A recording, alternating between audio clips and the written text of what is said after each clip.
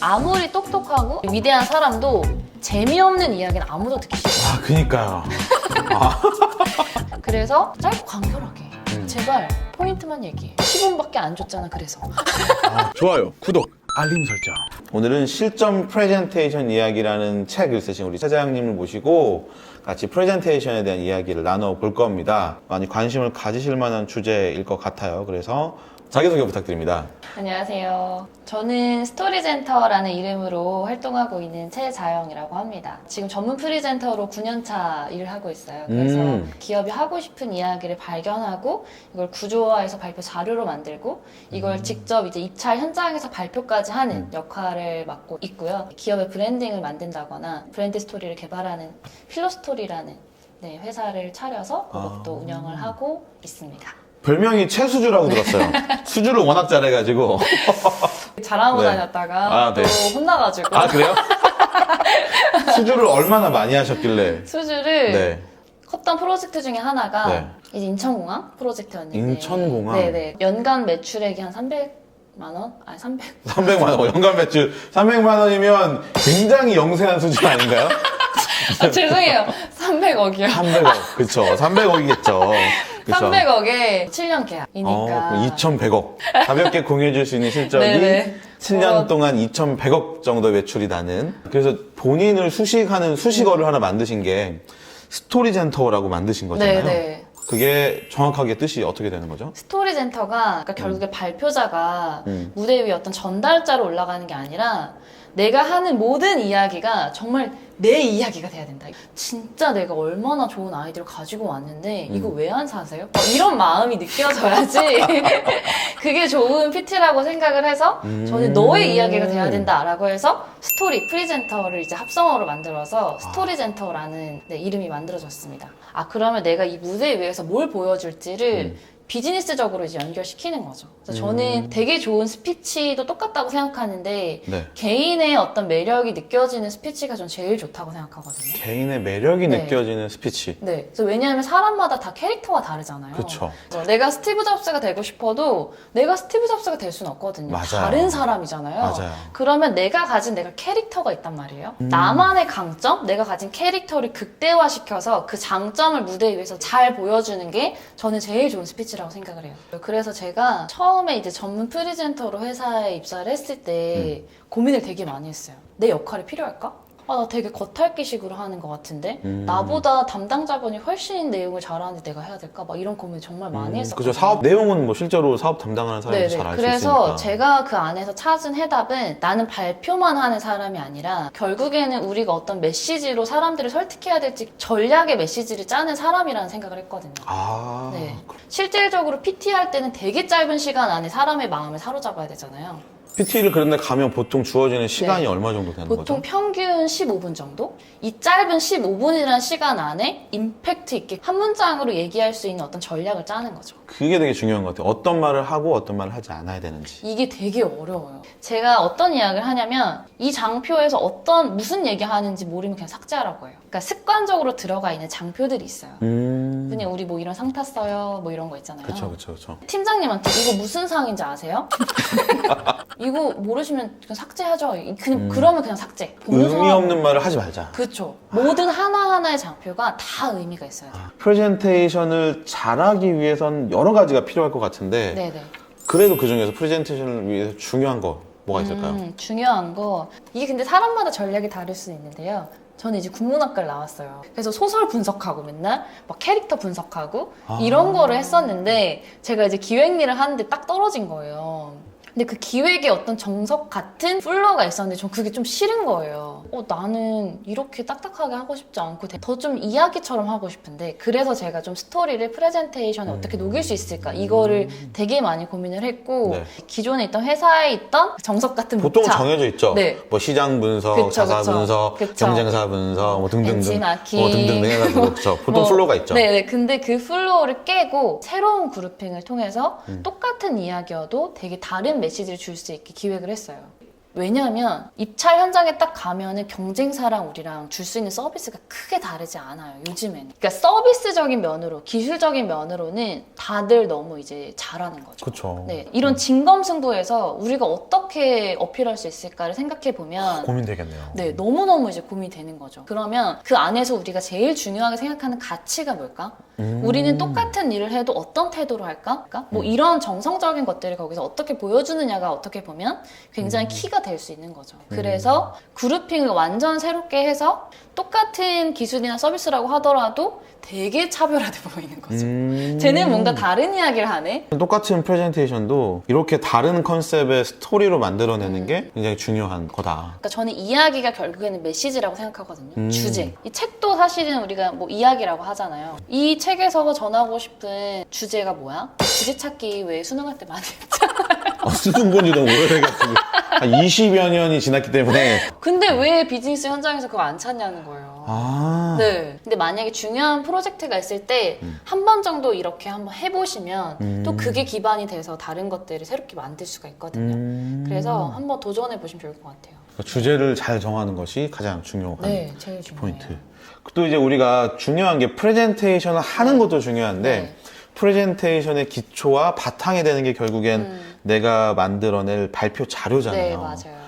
근데 이 마음을 움직이는 발표 자료를 만드는 방법이 따로 있다고. 아까 제가 잠깐 말했던 거랑 똑같은데 그 플로우를 새롭게 잡는 거예요. 그러니까 결국에는 우리가 끌고 갈 어떤 메시지, 이걸 원포인트 메시지라고 해서 이번 PT에서는 우리의 원포인트 메시지 전략은 이거야 라고 팀들이 다 합의를 해야 돼요. 이 메시지만큼은 꼭 보여주고 오자. 이것만큼은 기억시키고 오자.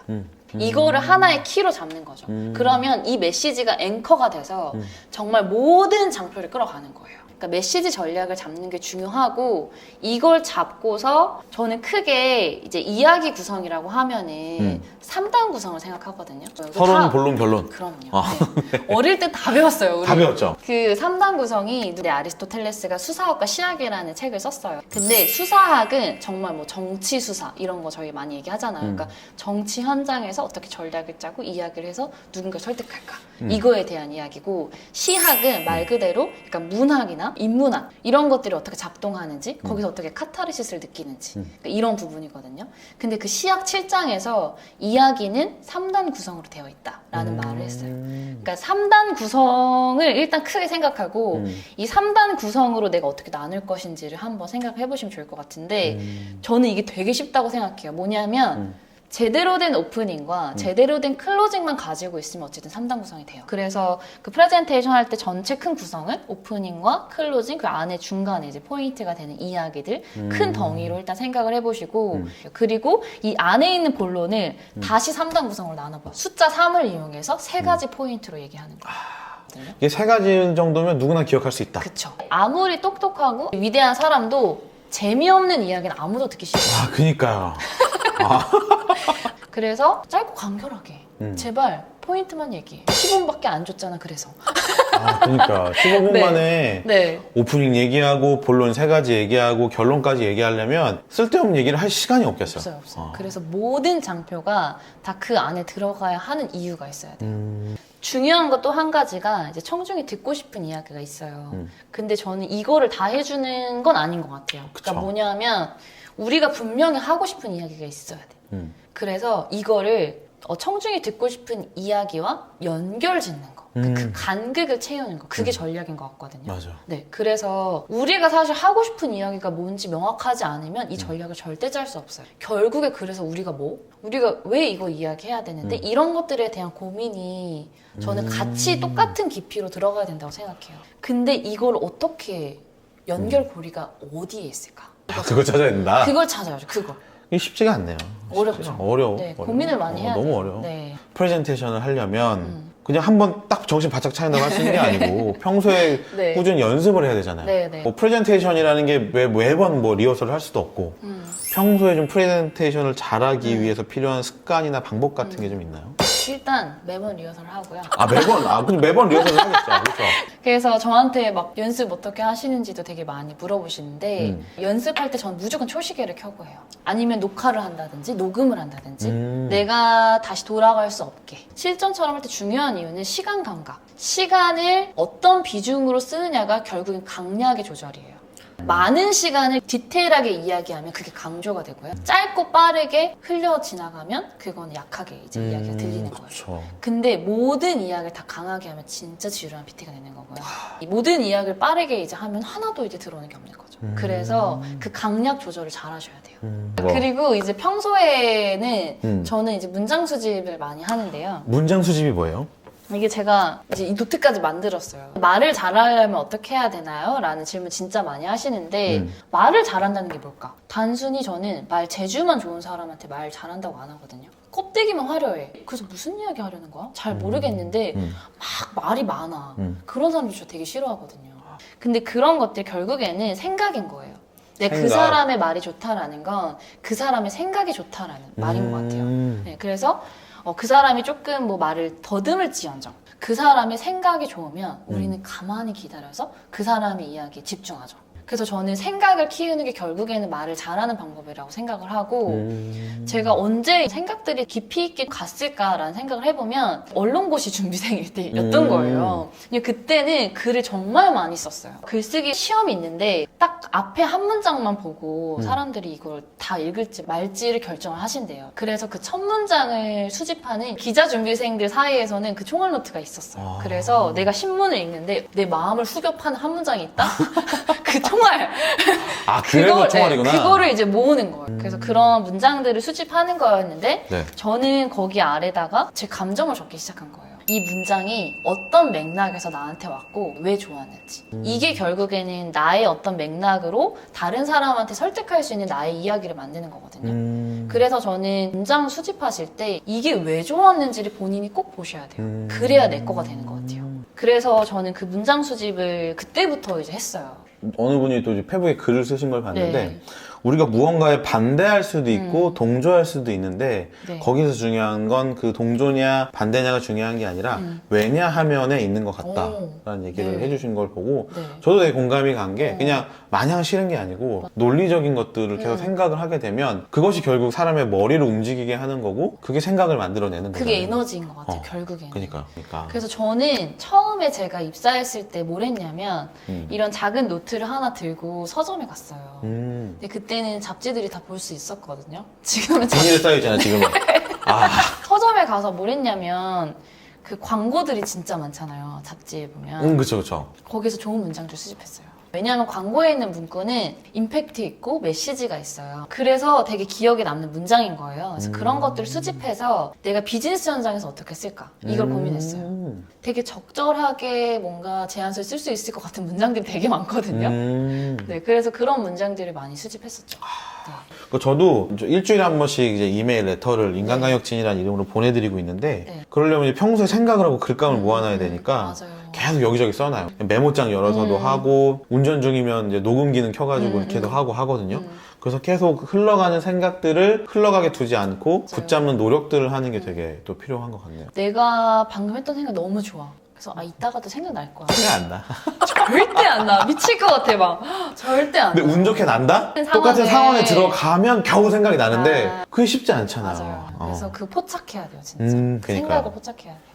좋습니다. 지금 저희가 앞서 이야기 나눈 것들 포함해서 많은 이야기들이 이 책에 담겨 있습니다. 그래서 프레젠테이션 너무 궁금해하는 분들은 이 책을 네. 구매하시면 너무 좋고요. 이 책에 대한 이야기를 조금 더 하면은 네. 이게 제가 이제 전문 프리젠터로 입사해서 6년 동안 이제 제가 현장에 있었던 일들을 기록한 책이에요. 근데 정말 이 책을 읽으신 분들이 뭐라고 이야기해 주셨냐면 성장 과정이 보인대요. 입사해서 처음에 PT를 했을 때 내가 나를 돌아봤던 생각과 이제 6년이 지난 다음에 했던 글의 깊이의 차이 그리고 뭐 분량의 차이 이런 것들이 다 있거든요. 제가 이 책을 내고서 깨달았던 게 결국에는 제일 중요한 건 태도? 라고 생각을 했어요. 그러니까 내가 무대 위에서 진짜 우리가 누군지 보여주고 와야지. 라는 마음과 그 태도?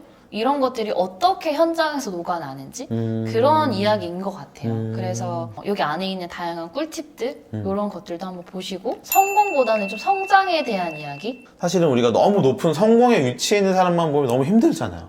근데 그 사람의 성장 스토리를 보면 공감도 가고 네. 나도 할 수 있다는 희망과 용기를 얻을 수 네. 있는 거니까 프레젠테이션에 대한 이야기와 차장이라는 한 개인이 네. 어떻게 회사에서 성장해 나갔는지에 대한 솔직한 이야기가 담겨 있으니까 그 홍보 하나 해도 되나요? 하세요. 마음껏 하십시오. 제가 EBS를 얼마 전에 아, 강의를 찍었거든요. 프로그램 제목이 뭐죠? 그게 EBS 클래스 E라고. EBS 클래스 E. 네. 좋습니다. 네. 그래서 8월 12일 EBS 1TV에서 저녁 5시 반에 이제 월요일부터 시작을 합니다. 마지막으로 또 하고 싶으신 얘기 있나요? 많은 분들이 이제 프레젠테이션 하면은 그 부담감이 되게 크신 것 같아요. 근데 저는 그 부담감보다는 결국에 어쨌든 내가 어떤 이야기를 전해야 될까? 나는 어떤 역할을 해야 될까? 여기에 더 집중하시면 더 멋진 이야기를 하실 수 있을 거라고 생각합니다. 오늘 1시간 동안 있었던 이야기를 깔끔하게 요약을 해주셨습니다. 여러분만의 플로우를 만드는 프레젠테이션을 꼭 하실 수 있기 바라겠고요. 저희는 그러면 다음 주 이 시간 목요일 점심 12시에 뵙겠습니다. 감사합니다. 감사합니다. 감사합니다.